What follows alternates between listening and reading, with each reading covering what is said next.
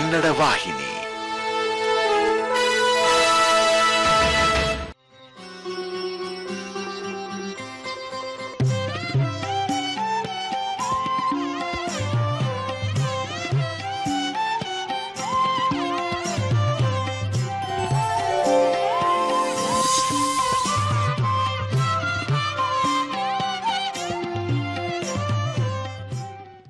ಎಲ್ಲರಿಗೂ ನಮಸ್ಕಾರ. ಥಟ್ ಅಂತ ಹೇಳಿ ಕ್ವಿಜ್ ಕಾರ್ಯಕ್ರಮಕ್ಕೆ ತಮಗೆಲ್ಲ ಸ್ವಾಗತ. ಭಾರತೀಯರ ಸಾಧನೆ ಮೆಚ್ಚುವಂಥದ್ದು.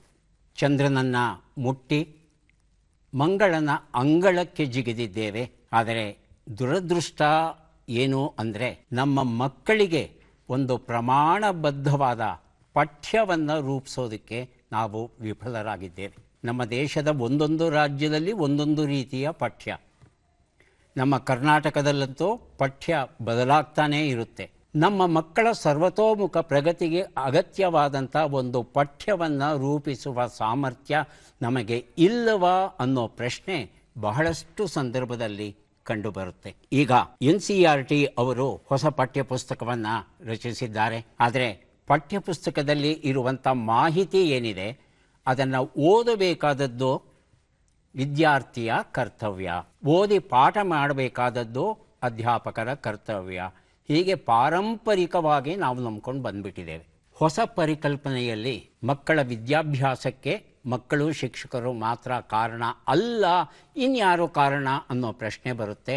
ಆ ಒಂದು ಹಿನ್ನೆಲೆಯಲ್ಲಿ ಸೊಗಸಾದ ಒಂದು ಪುಸ್ತಕ ಕನ್ನಡದಲ್ಲಿ ಇವತ್ತು ಪ್ರಕಟ ಆಗಿದೆ. ಅದುವೇ ಶಾಲೆಗಳಲ್ಲಿ ಸಮಾಜ ವಿಜ್ಞಾನದ ಬೋಧನೆ. ಹೊಸ ಪಠ್ಯಪುಸ್ತಕ ಕುರಿತಾಗಿ NCERT ಉಪಕ್ರಮ.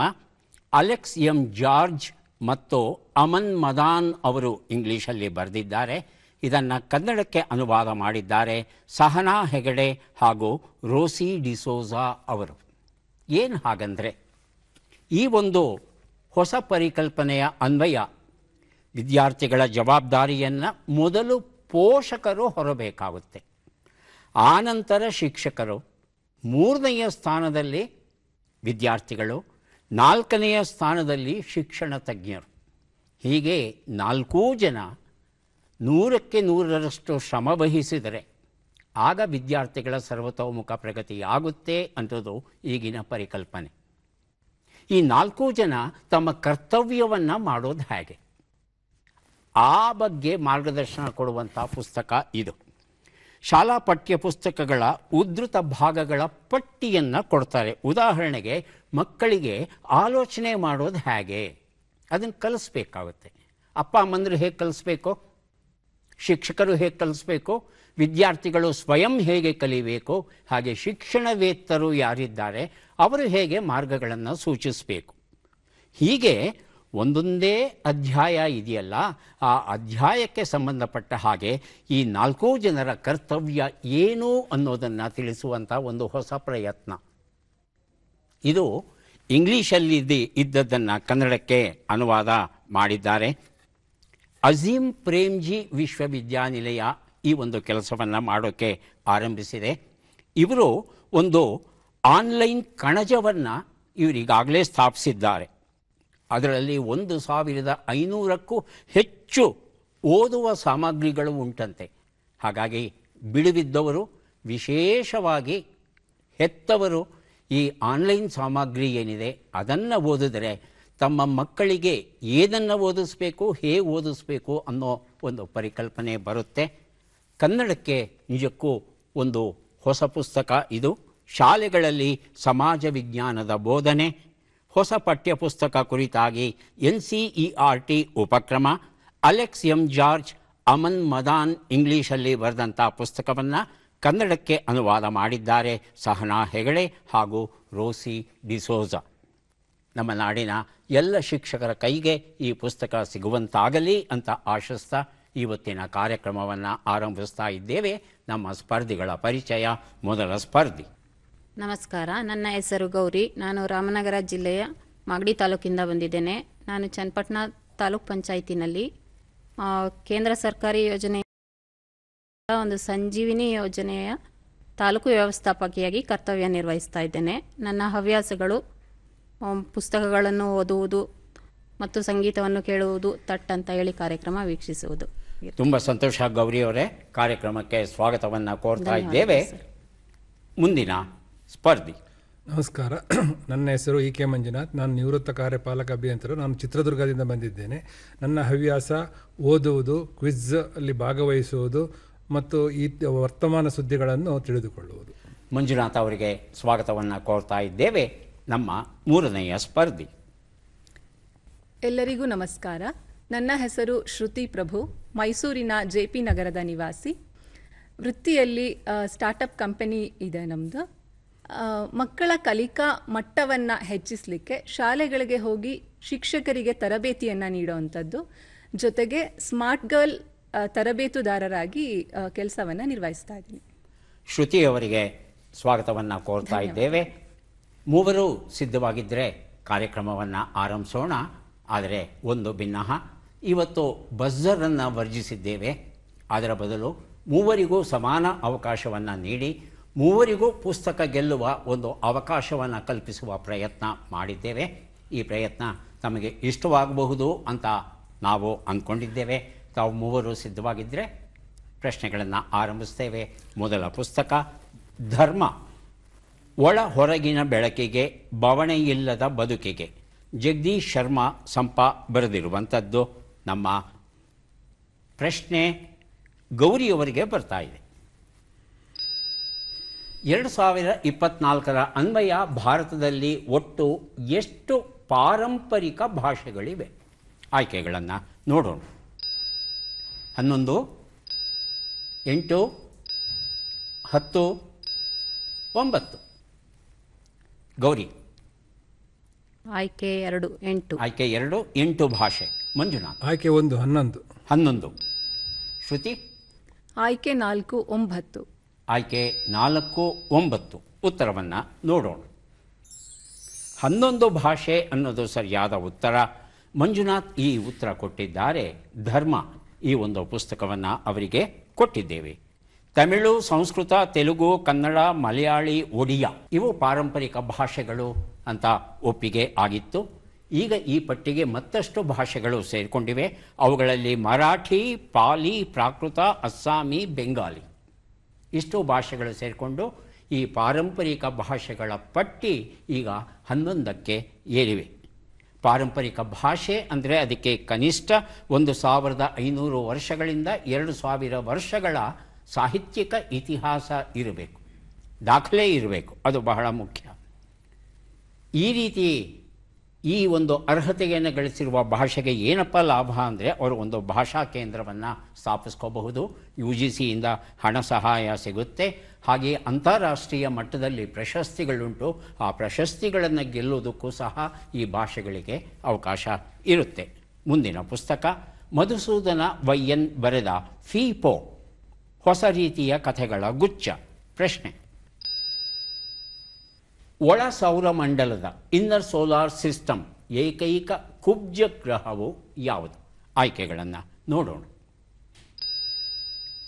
ಕಾರ್ಪೋ, ಪ್ಲೂಟೋ, ಈರಿಸ್, ಸಿರೆಸ್. ಅವಕಾಶ ಮಂಜುನಾಥ್ ಅವರಿಗೆ. 2 ಪ್ಲೂಟೋ. ಪ್ಲೂಟೋ ಅಂತ ಹೇಳ್ತಾ ಇದ್ದಾರೆ. ಶ್ರುತಿ. ಇರಿಸ್. ಆಯ್ಕೆ 3. ಆಯ್ಕೆ 3. ಗೌರಿ. ಆಯ್ಕೆ 4 ಸಿರೆಸ್. ಸಿರೆಸ್ ಅಂತ ಹೇಳ್ತಾ ಇದ್ದಾರೆ. ಉತ್ತರವನ್ನು ನೋಡೋಣ. ಸಿರೆಸ್ ಸರಿಯಾದ ಉತ್ತರ. ಗೌರಿ ಅವರಿಗೆ ಫೀಪೋ ಎನ್ನುವ ಈ ಒಂದು ಹೊಸ ನಮೂನೆಯ ಪುಸ್ತಕವನ್ನು ಕೊಟ್ಟಿದ್ದೇವೆ. ಇಲ್ಲಿ inner solar system, outer solar system ಅಂದರೆ ಏನು ಅಂತ ತಿಳ್ಕೋಬೇಕು. ಒಳ ಸೌರಮಂಡಲದಲ್ಲಿ ಎಲ್ಲ ಘನಗ್ರಹಗಳು ಇರುತ್ತವೆ. ಮಂಗಳನವರೆಗೆ ಘನಗ್ರಹಗಳು. ಔಟರ್ ಸೋಲಾರ್ ಸಿಸ್ಟಮಲ್ಲಿ ಘನಗ್ರಹಗಳಿರಲ್ಲ. ಅವು ಪ್ರಧಾನವಾಗಿ ಅನಿಲ ಗ್ರಹಗಳು ಆಗಿರುತ್ತೆ. ಹಾಗಾಗಿ ಘನಗ್ರಹಗಳು ಇರುವಂಥ ಈ ಒಳ ವ್ಯವಸ್ಥೆಯಲ್ಲಿ ಇರ್ತಕ್ಕಂಥ ಒಂದೇ ಒಂದು ಕುಬ್ಜ ಗ್ರಹ, ಡ್ವಾರ್ಫ್ ಪ್ಲಾನೆಟ್ ಅಂತ ಹೇಳ್ತೇವೆ. ಅದು ಯಾವುದು ಅನ್ನೋದು ಪ್ರಶ್ನೆ ಆಗಿತ್ತು. ಅದು ಮಂಗಳ ಮತ್ತು ಗುರುವಿನ ನಡುವೆ ಇರ್ತಕ್ಕಂಥ ಬೃಹತ್ಕಾಯ ಈ ಸಿರಸ್ ಅಂತಕ್ಕಂಥ ಒಂದು ಕುಬ್ಜ ಗ್ರಹ. 296 ಮೈಲಿ ವ್ಯಾಸ ಹೊಂದಿದೆಯಂತೆ ಈ ಒಂದು ಕುಬ್ಜಗ್ರಹ. ಸೌರಮಂಡಲ ಯಾವಾಗ ರೂಪುಗೊಳ್ಳುತ್ತೋ ಆವಾಗಲೇ ಈ ಕುಬ್ಜಗ್ರಹವು ರೂಪುಗೊಂಡಿದೆ ಅಂತ ಹೇಳ್ತಾರೆ. ಮೊದಲು ಈ ಕುಬ್ಜಗ್ರಹದಲ್ಲಿ ಸಮುದ್ರ ಇತ್ತು ಅಂತ ಒಂದು ನಂಬಿಕೆ ವಿಜ್ಞಾನಿಗಳದ್ದು. ಈಗ ಅಲ್ಲಿ ನೀರು ಇಲ್ಲ, ಆದರೆ ಬರೀ ಮಂಜು ತುಂಬಿ ಹೋಗಿದೆಯಂತೆ. ಈ ಒಂದು ಕುಬ್ಜಗ್ರಹ ಒಳ ಸೌರಮಂಡಲ ಇದೆ. ಹೊರ ಸೌರಮಂಡಲದಲ್ಲಿ ಸಾಕಷ್ಟು ಕುಬ್ಜಗ್ರಹಗಳು ಉಂಟು. ದುಪ್ಪಟ್ಟು ಸೂಟು ಬೋಟಿನ ರೈತನ ಪರಿಚಯ, ರಾಜಾರಾಮ್ ತಲ್ಲೂರು ಅವರು ಬರೆದಂಥ ಪುಸ್ತಕ. ಪ್ರಶ್ನೆ, ಶ್ರುತಿಯವರೇ ಸಿದ್ಧವಾಗಬೇಕು. ಭಾರತ್ ಎಲೆಕ್ಟ್ರಾನಿಕ್ ಸಂಸ್ಥೆಯವರು ಎಷ್ಟು ಆಕಾಶ್ ತೀರ್ ವ್ಯವಸ್ಥೆಗಳನ್ನು ಭಾರತೀಯ ಸೇನೆಗೆ ನೀಡಿದೆ? ಆಯ್ಕೆಗಳನ್ನು ನೋಡೋಣ. 10, 50, 100, 500. ಆಯ್ಕೆ 3 100. 100 ಅಂತ ಹೇಳ್ತಾ ಇದ್ದಾರೆ. ಗೌರಿ? ಆಯ್ಕೆ 2 50. 50. ಮಂಜುನಾಥ್? ಆಕೆ 4 500. 500. ಉತ್ತರವನ್ನು ನೋಡೋಣ. ಸರಿಯಾದ ಉತ್ತರ 100 ಆಗಿತ್ತು. ಶ್ರುತಿ ಅವರಿಗೆ ದುಪ್ಪಟ್ಟು ಎನ್ನುವ ಈ ಒಂದು ಪುಸ್ತಕವನ್ನು ಕೊಟ್ಟಿದ್ದೇವೆ. ಇದು ನಮ್ಮ ವಾಯುಕ್ಷೇತ್ರವನ್ನು ರಕ್ಷಿಸಿಕೊಳ್ಳುವ ಜವಾಬ್ದಾರಿ ನಮ್ಮದು. ಹಾಗಾಗಿ ವಾಯುಕ್ಷೇತ್ರದ ಒಳಗೆ ಪ್ರವೇಶ ಮಾಡುವಂಥ ಯಾವುದೇ ವಸ್ತು, ಅದು ಹಕ್ಕಿಗಳು ಆಗಿರಬಹುದು, ವಿಮಾನವೂ ಆಗಿರಬಹುದು, ಡ್ರೋನ್ ಆಗಿರಬಹುದು, ಕ್ಷಿಪಣಿ ಆಗಿರಬಹುದು, ಯಾವುದೇ ಒಂದು ಹೊಸದು ನಮ್ಮ ದೇಶದ ವಾಯುಕ್ಷೇತ್ರದಲ್ಲಿ ಬರ್ತಾ ಇದೆ ಅಂದರೆ ಅದನ್ನು ಗುರುತಿಸಿ, ಸಕಾಲದಲ್ಲಿ ಗುರುತಿಸಿ ಅದನ್ನು ಹೊಡೆದು ಹಾಕಬೇಕಾಗುತ್ತೆ. ಅದಕ್ಕೆ ಒಂದು ವಿಶೇಷವಾದ ವ್ಯವಸ್ಥೆಯನ್ನು ನಾವು ರೂಪಿಸ್ಕೋಬೇಕಾಗುತ್ತೆ. ಅದುವೇ ಆಕಾಶ್ ತೀರ್. ಇದನ್ನು ನಮ್ಮ BL ಸಂಸ್ಥೆ ತಯಾರು ಮಾಡಿದೆಯಂತೆ ಇದು. ಹಾಗಾಗಿ ಇದನ್ನು ಗುರುತಿಸಿ ಅದರ ಬಗ್ಗೆ ಸಮಗ್ರ ಮಾಹಿತಿ ನೀಡಿ ಅದಕ್ಕೆ ಹೇಗೆ ಹೊಡಿಬೇಕು ಅನ್ನೋ ಮಾರ್ಗದರ್ಶನವನ್ನು ಕೊಡುವಂಥ ಈ ಅಪರೂಪದ ವ್ಯವಸ್ಥೆ ಆಕಾಶ್ ತೀರ್ ವ್ಯವಸ್ಥೆ ಈಗ ನಮ್ಮ ಸೇನೆಗೆ ದಕ್ಕಿದೆ. ಮುಂದಿನ ಪುಸ್ತಕ ಮತ್ತು ಪ್ರಶ್ನೆ, ಶೂನ್ಯದಿಂದ ತತ್ತ ಕಥಾ ಸಂಕಲನ, AR ಪಂಪಣ್ಣ ಬರೆದಿರುವಂಥದ್ದು. ಪ್ರಶ್ನೆ, ಇರಾನ್ ದೇಶವು ಇಸ್ರೇಲ್ ದೇಶದ ಮೇಲೆ ಪ್ರಯೋಗಿಸಿದ ಫಥಾ 2 ಕ್ಷಿಪಣಿಯು ಶಬ್ದಕ್ಕಿಂತಲೂ ಎಷ್ಟು ಪಟ್ಟು ವೇಗದಲ್ಲಿ ಚಲಿಸಿತು? ಗೌರಿಯವರು ಹೇಳಬೇಕು. ಆಯ್ಕೆಗಳನ್ನು ಕೊಡ್ತಾ ಇದ್ದೇನೆ. ಆಯ್ಕೆಗಳು 5 ಪಟ್ಟು, 15 ಪಟ್ಟು, 20 ಪಟ್ಟು, 10 ಪಟ್ಟು. ಆಯ್ಕೆ 4 10 ಪಟ್ಟು. 10 ಪಟ್ಟು ಅಂತ ಹೇಳ್ತಾ ಇದ್ದಾರೆ ಮಂಜುನಾಥ್. ಆಯ್ಕೆ 1 5 ಪಟ್ಟು. 5 ಪಟ್ಟು. ಶ್ರುತಿ? ಆಯ್ಕೆ 3 20 ಪಟ್ಟು. 20 ಪಟ್ಟು. ಉತ್ತರವನ್ನು ನೋಡೋಣ. ಆದರೆ ಸರಿಯಾದ ಉತ್ತರ 15 ಪಟ್ಟು ಆಗಿತ್ತು. ಇದನ್ನು ಮ್ಯಾಕ್ ಮಾನ ಅಂತ ಹೇಳ್ತಾರೆ. ಮ್ಯಾಕ್ ಅಂದರೆ ಶಬ್ದವನ್ನು ಅಳೆಯುವಂಥ ಒಂದು ಮೂಲಮಾನ ಇದು. ಇದು 15 ಮ್ಯಾಕ್ ಅಂತ ಏನಿದೆ, ಇದು ಅತ್ಯಂತ ವೇಗವಾಗಿ ಹೋಗುವಂಥದ್ದು, ಸೂಪರ್ಸಾನಿಕ್ ಆ ಒಂದು ವ್ಯಾಪ್ತಿಯಲ್ಲಿ ಬರುವಂಥದ್ದು. ಇದನ್ನು ಇರಾನ್ ದೇಶವು ಇಸ್ರೇಲ್ ದೇಶದ ಮೇಲೆ ಪ್ರಯೋಗಿಸ್ತಲ್ಲ, ಇದನ್ನು ಸ್ವತಃ ತಯಾರು ಮಾಡಿದೆಯಂತೆ. 1500 ಕಿಲೋಮೀಟರ್ ದೂರದವರೆಗೂ ಹೋಗಬಲ್ಲದಂತೆ. ಇತ್ತೀಚೆಗೆ ಏನು ಯುದ್ಧ ನಡೀತೋ ಅದರಲ್ಲಿ ಈ ರೀತಿಯ ಸುಮಾರು 180 ಕ್ಷಿಪಣಿಗಳನ್ನು ಪ್ರಯೋಗಿಸ್ತಂತೆ ಇರಾನ್ ದೇಶ ಇಸ್ರೇಲ್ ದೇಶದ ಮೇಲೆ. ಜಗದೀಶ್ ಶರ್ಮಾ ಸಂಪ ಬರೆದ ಮಹಾಭಾರತ ಅನ್ವೇಷಣೆ ನಿಮ್ಮ ಪ್ರಶ್ನೆ ಸಂಪ ಉತ್ತರ ಎನ್ನುವ ಪುಸ್ತಕಕ್ಕೆ ಉತ್ತರ ಕೊಡಬೇಕಾದದ್ದು ಯಾರು? ಮಂಜುನಾಥ್ ಅವರು. ಪ್ರಶ್ನೆಯನ್ನು ನೋಡೋಣ. ಬಿಟ್ಟಕ್ಷರಗಳನ್ನು ತುಂಬಿ. ಇಂ ಕ ಲೇ ಕ ಪ.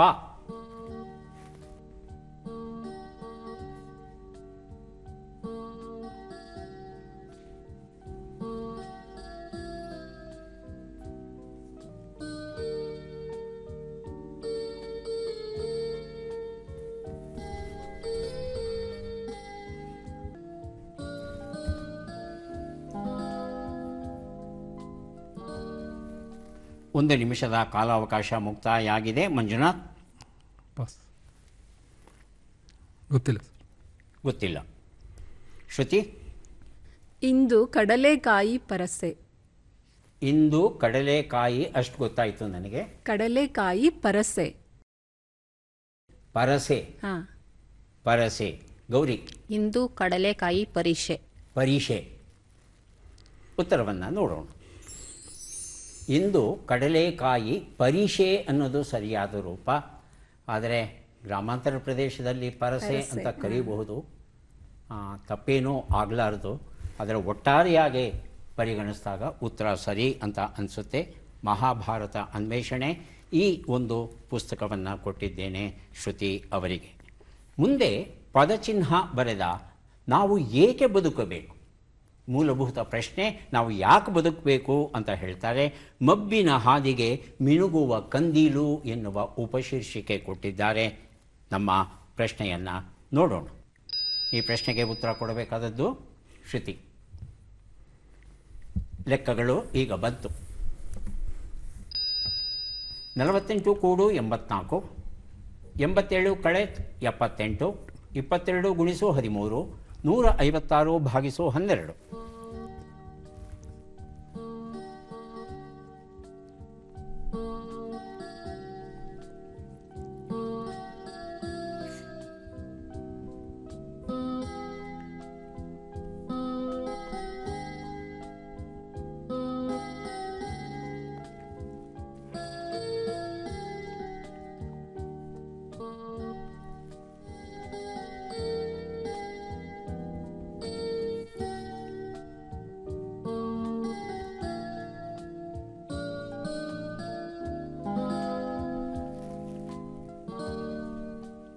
ಒಂದು ನಿಮಿಷದ ಕಾಲಾವಕಾಶ ಮುಕ್ತಾಯ ಆಗಿದೆ. ಶ್ರುತಿ 436.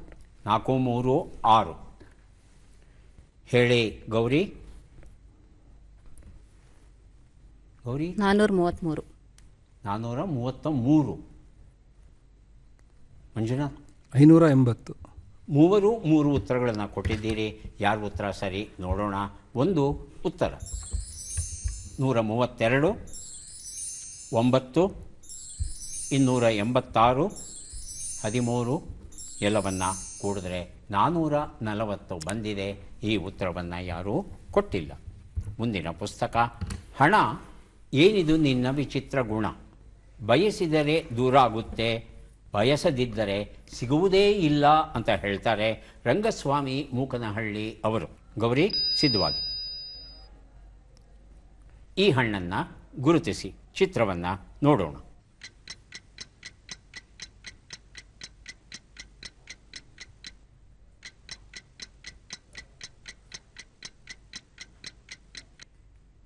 ಆಯ್ಕೆಗಳನ್ನು ನೋಡೋಣ.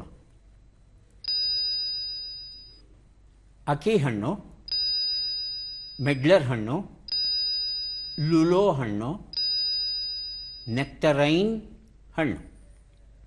ಆಯ್ಕೆ 1 ಅಕ್ಕಿ ಹಣ್ಣು. ಅಕ್ಕಿ ಹಣ್ಣು ಅಂತ ಹೇಳ್ತಾ ಇದ್ದಾರೆ. ಗೌರಿ ಅವ್ರದ್ದು ಅವಕಾಶ. ಹೌದು. ಗೌರಿ ಅವ್ರದ್ದು ಅವಕಾಶ. ಅಕ್ಕಿ ಹಣ್ಣು ಹೇಳಿ ಮಂಜುನಾಥ್. 3 ಲೂಲು ಹಣ್ಣು. ಲುಲೋ ಅಂತ ಹೇಳ್ತಾ ಇದ್ದಾರೆ. ಶ್ರುತಿ ಆಯ್ಕೆ 2 ಮೆಡ್ಲರ್. ಮೆಡ್ಲರ್ ಅಂತ ಹೇಳ್ತಾ ಇದ್ದಾರೆ. ಉತ್ತರವನ್ನು ನೋಡೋಣ. ಸರಿಯಾದ ಉತ್ತರ ಅಕ್ಕಿ ಹಣ್ಣಾಗಿತ್ತು. ಬೈಸಿಯಾ ಸಪೀಡಾ ಅಂತ ಕರೀತಾರೆ. ಇದು ಜಮೈಕಾ ದೇಶದ ರಾಷ್ಟ್ರೀಯ ಹಣ್ಣು ಆಗಿದೆಯಂತೆ. ಲಿಚ್ಚಿಗೆ ಸಮೀಪದ ಸಂಬಂಧಿ ಈ ಹಣ್ಣು ಅಂತ ಹೇಳ್ತಾರೆ. ಪಶ್ಚಿಮ ಆಫ್ರಿಕಾದ ಉಷ್ಣವಲಯದಲ್ಲಿ ಸ್ವಾಭಾವಿಕವಾಗಿ ಈ ಹಣ್ಣು ಬೆಳೆಯುತ್ತೆ. ಕಾಯಿ ಮಾತ್ರ ತಿನ್ನಬಾರ್ದು. ಕಾಯಿ ವಿಷಯುಕ್ತವಾದದ್ದಂತೆ. ಅದರ ಪೂರ್ತಿ ಹಣ್ಣಾದಾಗ ಆ ವಿಷದ ಪ್ರಮಾಣ ಪೂರ್ತಿ ಮಾಯವಾಗುತ್ತೆ. ಆಗ ಈ ಹಣ್ಣನ್ನು ತಿನ್ನಬಹುದು. ಬಹಳ ರುಚಿಯಾಗಿರುತ್ತೆ ಅಂತ ಹೇಳ್ತಾರೆ. ಮುಂದಿನ ಪುಸ್ತಕ ಬದುಕಿನ ಎಲ್ಲ ಖುಷಿಗಳು ನಮ್ಮವಾಗಲಿ, ಡಾಕ್ಟರ್ ಶ್ವೇತಾ ಗೌರಿ ಬಿದನೂರು ಬರೆದಂಥ ಪುಸ್ತಕ. ಮಂಜುನಾಥ್ ಅವರು ಸಿದ್ಧವಾಗಿ. ಈ ಅಕ್ಷರಗಳನ್ನು ಸರಿಯಾಗಿ ಜೋಡಿಸಿ. ಅಕ್ಷರಗಳು ಲೇ, ಮು, ಮೂ, ಗ, ತು, ರೇ, ಎ, ಕೆ.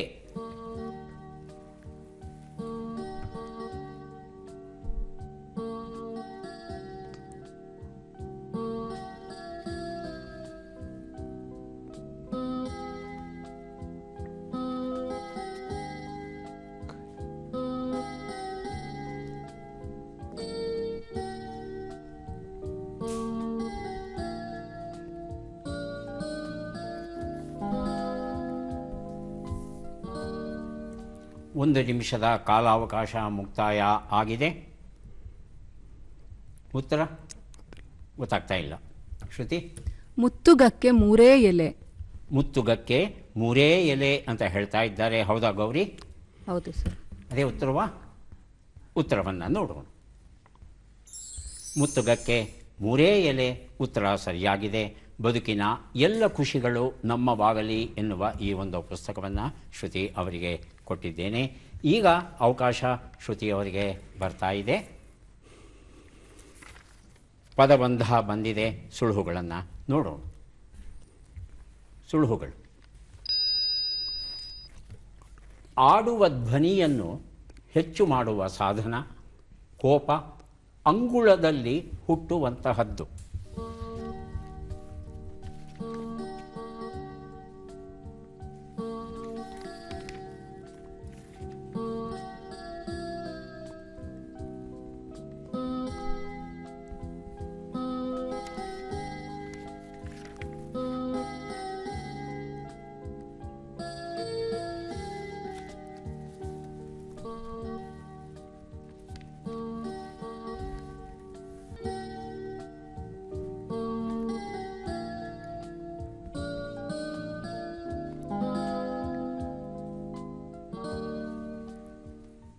ಒಂದು ನಿಮಿಷವಾಯಿತು. ಶ್ರುತಿ, ಒಂದು ಉತ್ತರ ಗೊತ್ತಾಗ್ತಾ ಇಲ್ಲ. ಗೌರಿ?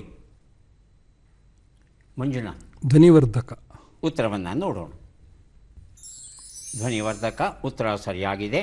ಚಾಣಕ್ಯ, ಜಗದೀಶ್ ಶರ್ಮ ಸಂಪ ಬರೆದಂಥ ಪುಸ್ತಕ ಕೊಟ್ಟಿದ್ದೇನೆ. ಶ್ರುತಿ 2 ಉತ್ತರ. ಕೋಪ. ಗೌರಿ? ಕಣಿಕೆ. ಮಂಜುನಾಥ್? ಉತ್ತರವನ್ನು ನೋಡೋಣ. ಮುನಿಸು.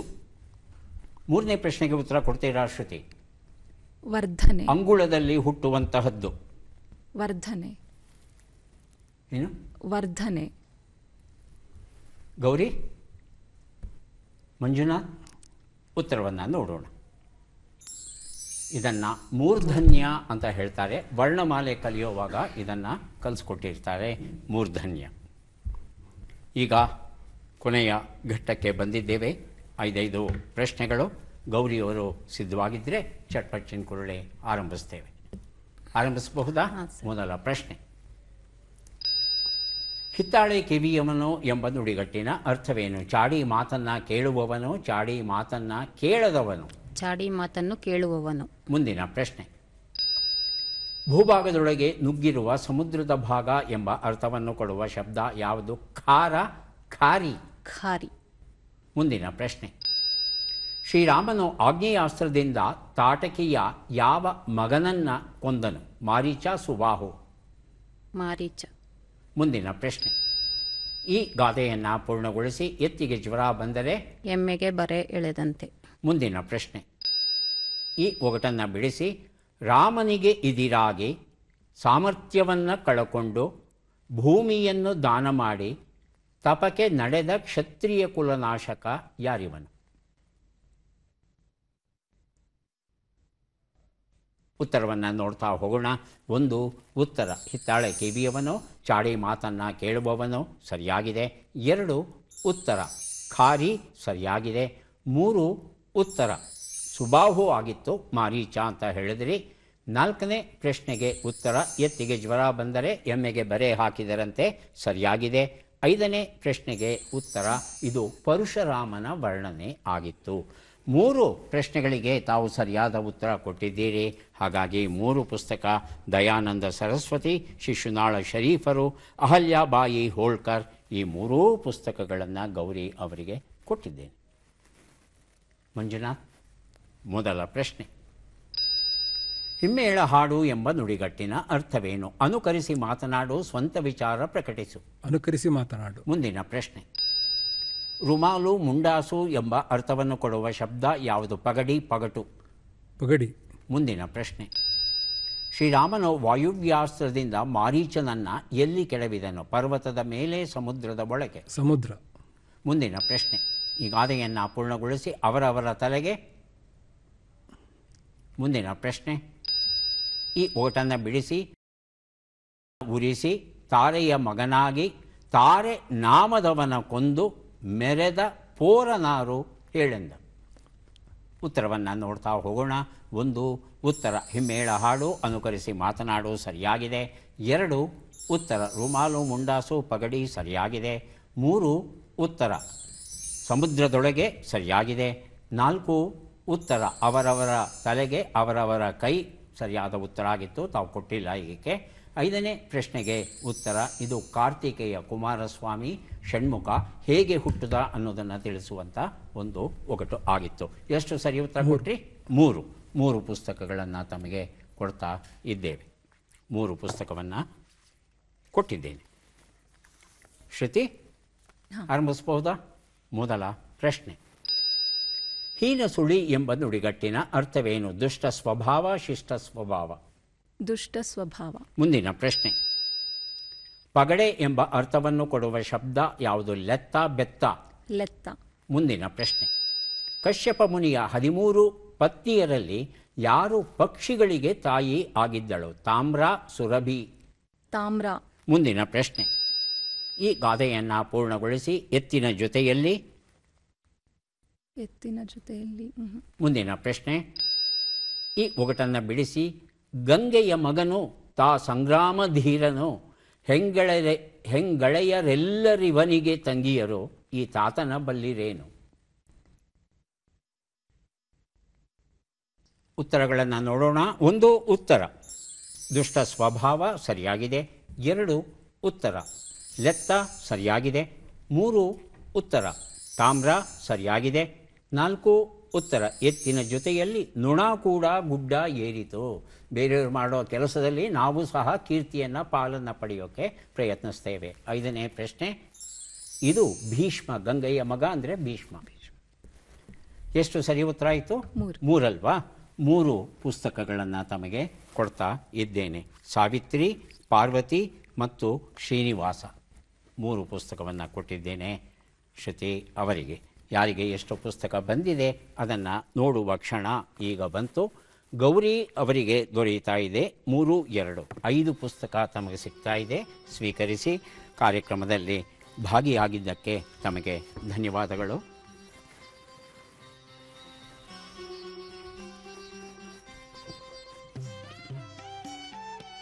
ಮೂರು 2, 5 ಪುಸ್ತಕಗಳು ಮಂಜುನಾಥ್ ಅವರಿಗೆ ದೊರೆಯುತ್ತಾ ಇದೆ. ಸ್ವೀಕರಿಸಿ. ಅಭಿನಂದನೆಗಳು. ಶ್ರುತಿ ಅವರಿಗೆ 3, 6 ಪುಸ್ತಕ ತಮಗೆ ಸಿಗ್ತಾ ಇದೆ. ಸ್ವೀಕರಿಸಿ. ಅಭಿನಂದನೆಗಳು. ನಮ್ಮಲ್ಲಿ ಬಹಳಷ್ಟು ಜನ ಗಡಿಬಿಡಿಯಲ್ಲೇ ಸ್ನಾನ ಮಾಡೋದುಂಟು. ಸ್ನಾನ ಮಾಡಿದ ಮೇಲೆ ಮೈ ಒರೆಸ್ಕೋಬೇಕಾದ್ರೆ ಕೆಲವು ಭಾಗಗಳನ್ನು ಮರೆತು ಬಿಡ್ತಾರೆ. ಕಿವಿಯ ಒಳಗೆ ಸ್ವಚ್ಛಗೊಳಿಸ್ತಾರೆ, ಆದರೆ ಕಿವಿಯ ಹೊರಗಡೆ ಹಿಂಭಾಗ ಇದೆಯಲ್ಲ ತುಂಬ ಜನ ಸ್ವಚ್ಛಗೊಳಿಸೋಲ್ಲ. ಮುಖ್ಯವಾಗಿ ಹೊಕ್ಕಳನ್ನು ಸ್ವಚ್ಛಗೊಳಿಸೋಲ್ಲ. ಹೊಕ್ಕಳನ್ನು ಸ್ವಚ್ಛಗೊಳಿಸೋದಕ್ಕೆ ಮರಿಬೇಡಿ. ಯಾಕಂದರೆ 67 ಜಾತಿಯ ಬ್ಯಾಕ್ಟೀರಿಯಾಗಳು ಹೊಕ್ಕಳ ಒಳಗೆ ವಾಸ ಮಾಡುತ್ತವಂತೆ. ಸ್ವಲ್ಪ ಹೆಚ್ಚು ಕಡಿಮೆ ಆದರೆ ಸೋಂಕನ್ನು ಉಂಟು ಮಾಡಬಹುದು. ಹಾಗಾಗಿ ಹೊಕ್ಕಳನ್ನು, ಇತರ ಭಾಗಗಳನ್ನು ಸ್ವಚ್ಛಗೊಳಿಸೋದಕ್ಕೆ ಮರಿಬೇಡಿ. ಹಾಗೆಯೇ ಮಕ್ಕಳಿಗೂ ಕಲಿಸ್ಕೊಡಿ. ಮತ್ತೆ ಭೇಟಿಯಾಗೋಣ. ನಮಸ್ಕಾರ.